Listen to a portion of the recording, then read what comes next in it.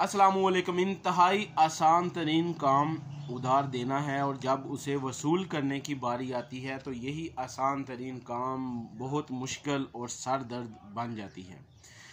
तो ऐसे 10 तरीके जिनसे मैं कारोबार में उधार देकर वापस वसूल करता हूं वो आज आपके साथ शेयर करूंगा।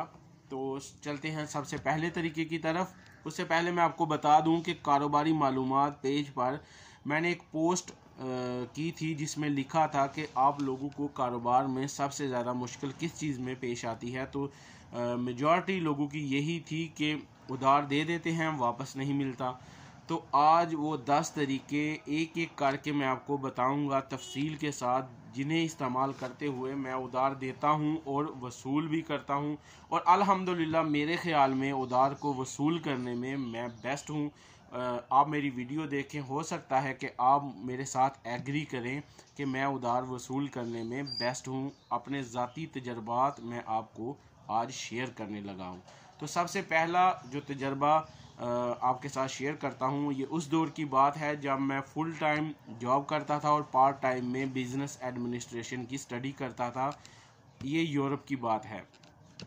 तो स्कूल की फ़ीसों का टाइम आया, स्कूल बोलते हैं उधर, कॉलेज की फ़ीसों का टाइम आया। तो उस टाइम मेरे एक दोस्त के पास यही कोई 400 यूरो कम थे। तो उसने मुझसे गुजारिश की कि भाई तुम मुझे 400 यूरो दे दे, मैं 15-20 दिन बाद मैं तुझे वापस कर दूंगा। अच्छा खासा काम करता था तो मुझे इस यकीन था कि वो वापस कर देगा। मैंने उसे 400 यूरो दे दिए। 10 के 20, 20 के 30, 30 के 40 दिन हो गए, 3-4 माह गुजर गए तो उसने मुझे पैसे वापस नहीं किए। हमारी हफ्ते और एतवार को छुट्टी हुआ करती थी। तो एक रोज़ मैंने हफ्ते वाले दिन जब मैं अपने काम पर था उसे फ़ोन करके बुलाया, क्योंकि वो मेरे रेस्टोरेंट के इंतहाई साथ ही उसका घर था। तो वो मेरे पास आया तो मैंने उसे अपने पैसों का तकाजा किया। मैंने कहा देखो यार, 400 यूरो मेरे लिए भी बड़ी रकम है, मैं एक स्टूडेंट भी हूँ, काम भी करता हूँ, घर भी अखराजात भेजने होते हैं, तो तू ऐसा कर कि मेरे पैसे मुझे वापस करो। तो उसने जेब में हाथ डाला, 50 यूरो निकाले और उसने मेरी तरफ कर दिए।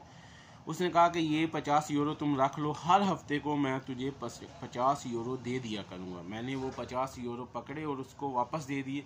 मैंने कहा तुमने मुझसे 400 यूरो लिए हैं और अब मुझे तू 50-50 करके वापस करेगा, इससे मेरी रकम ख़राब होगी, तबाह हो जाएगी। तो ऐसा कर कि मुझे मेरी सारी रकम एक साथ वापस कर। मेरा बॉस दिमित्री त्रानोपोलो जो ये चीज़ें देख रहा था, वो एक यूनानी था।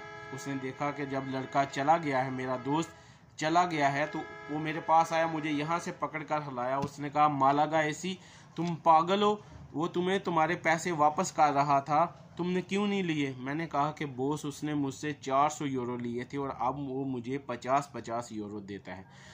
तो उसने कहा कि अगर मैं तुम्हारी जगह पर होता तो वो 400 में से मुझे 1 यूरो भी देता तो मैं वापस ले लेता। मैं बहुत हैरान रह गया। मैंने कहा ऐसा क्यों? उसने कहा कि यार 400 यूरो में से वो तुझे 50 यूरो दे रहा है, तू ले ले, हर हफ्ते 50-50 यूरो करके उससे लेता जा। मैंने कहा कि इस तरह मेरी रकम ख़राब होगी। उसने कहा तुम्हारा बैंक अकाउंट है? मैंने कहा है। उसने कहा 50 यूरो ले और बैंक में डाल दे, जब 400 यूरो मुकम्मल होंगे निकलवा लेना, तेरी रकम भी ख़राब नहीं होगी। तो उस वक़्त मेरे जहन में एक हिला के रख दिया कि मैं तो अपनी पूरी रकम वापस चाहता था ना। तो मैंने उसे फ़ोन किया, उसे बुलाया, उससे 50 यूरो लिए और उसने कहा कि हर हफ्ते मैं 50-50 यूरो तुम्हें वापस करता जाऊंगा। और इस तरह हुआ भी ऐसा। उसने मेरे सारी रकम वापस की, पूरा कर्ज़ा मुझे वापस मिल गया। तो ऐसा क्यों हुआ? इसकी सबसे बड़ी मिसाल आपके इर्द गिर्द मौजूद है। यहाँ पर लोग होते हैं जो 30,000 का मोबाइल किस्तों में 40-45 हज़ार का ले लेते हैं।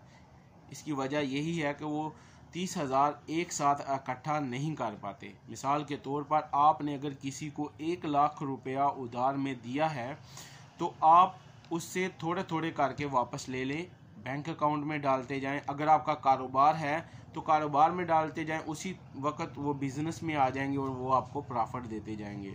तो ऐसा अगर आपके जहन में है कि पूरा पैसा एक साथ वसूल करना है तो इस जहनीत को तर्क कीजिए और पैसा अपना किस्तों पे लेना शुरू कीजिए। हो सकता है कि अगले बंदे के अखराजात इतने ज़्यादा हों कि वो 1 लाख रुपया एक साथ ना कर सके। उसके लिए मुमकिन है कि वो 10-10 हज़ार हर महीने करे, तो बजाय इसके कि 1 लाख गंवा देना है, वो पैसे जो हैं वो थोड़े थोड़े करके वापस लें। ये मेरी ज़िंदगी का तजर्बा है। मैंने जब किसी से 1 लाख रुपया लेना है, वो मुझे 1 रुपया भी दे तो कोई मसला नहीं, मैं ज़रूर लूँगा। तो इसके बाद हम चलते हैं दूसरे तजर्बे की तरफ। तो दूसरा जो सिस्टम है वो मैं आपको समझाता हूँ कि वो तरीका मैंने कैसे सीखा है। देखिए, जब दुनिया के इब्तदाई दौर में पैसा नहीं था तो एक सिस्टम चलता था, बार्टर सिस्टम। यानी कि मेरे पास गंदम है, आपके पास चावल है, तो हम उसे एक्सचेंज करेंगे। तो उस दौर में किसी किस्म का उधार नहीं होता था। आप मुझसे एग्री करेंगे ये। जब पैसा आया तो उधार भी शुरू हुआ, ठीक है। तो अब क्या है कि दूसरा जो तरीका मेरा है, जो लोग मुझसे उधार लेकर चले जाते हैं तो वापस नहीं करते, यानी कि थोड़ा थोड़ा भी करके नहीं करते, तो मैं उस वक़्त दूसरा तरीका ये इख्तियार करता हूँ कि बार्टर सिस्टम करता हूँ। मिसाल के तौर पर अगर कोई बंदा मछली फ़रोख्त कर रहा है, ऐसा हुआ भी है, तो उसने मुझसे सामान ले लिया, तो अब क्या है कि हफ्ते में एक बार आध बार मछली उससे ले जाता हूँ। तो इस तरह वो तमाम कर्ज़ा भी ख़त्म हो गया और घर की एक ज़रूरत भी पूरी हो गई। इसी तरह जब मैं किसी कपड़े वाले को उधार देता हूँ तो वहाँ से शॉपिंग कर लेता हूँ। इसी तरह कोई भी कारोबारी फ़र्द है, उससे मैं वो सामान जो उसके पास है वो मैं ख़रीद लेता हूँ। ये देखिए, दुकानदार ना, एक बंदे के पास मिसाल के तौर पर पेंट है, तो बैटरी वाले ने उससे उधार लिया, तो ठीक है आप बैटरी ले लो, नहीं तो किसी को लेके दे दो। तो बार्टर सिस्टम है ना, बहुत जल्दी पैसा जो है आप रिकवर कर पाओगे। तो ऐसा कैसे होता है कि जब किसी कस्टमर ने, जब वो कारोबार ना कर रहा हो, तो उससे उधार कैसे वसूल किया जाए, अब ये सवाल है। तो पिछले दिनों मेरे कस्टमर ने मुझसे फिटिंग का सामान लिया, उसने नया घर बनाया, तो उसने 10-15 दिन का बोला कि मैं 10-15 दिन में आपको वापस कर दूंगा पैसे, लेकिन ऐसा नहीं हुआ, उसने पैसे वापस नहीं किए।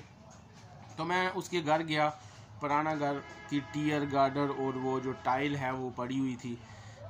तो पिछले दिनों मेरे अपना एक ज़ाती घर की टीयर गार्डर और टाइल मैं बेच चुका था, क्योंकि वहाँ पर अब लेंटर डाल दिया, तो मुझे उनकी कीमतों का अंदाज़ा था। तो मैंने उससे कहा, यार मुझे ये टीयर गार्डर और टाइल चाहिए।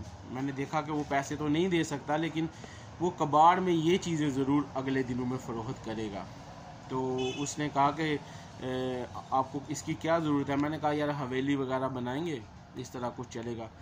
तो खैर उससे मैंने रेट तय किया, जितनी कीमत में मैंने फ़रोख्त किया था उससे कम में मैंने रेट तय किया, और आगे कबाड़ वाले को, जिससे मैंने अपना सामान फ़रोख्त किया था, उसे बेच दिया। तो देखें, बार्टर सिस्टम इख्तियार कर लें। अगर कोई पैसे नहीं दे रहा, एक्सचेंज कर लें, उसके साथ प्रोडक्ट एक्सचेंज कर लें, चीज़ें एक्सचेंज कर लें जो उसके पास है। अब किस्तों के बाद बार्टर सिस्टम इख्तियार करें, जो उसके पास है वो चीज़ ले लें। अच्छा, वीडियो काफ़ी लंबी हो गई है, तो अभी मुझे कहीं जाना भी है, तो इसलिए जो 8 बाकी रह गए हैं नकात, वो अगली वीडियो में इंशाल्लाह शेयर करेंगे। फ़ी अमानुल्लाह, अल्लाह हाफिज़।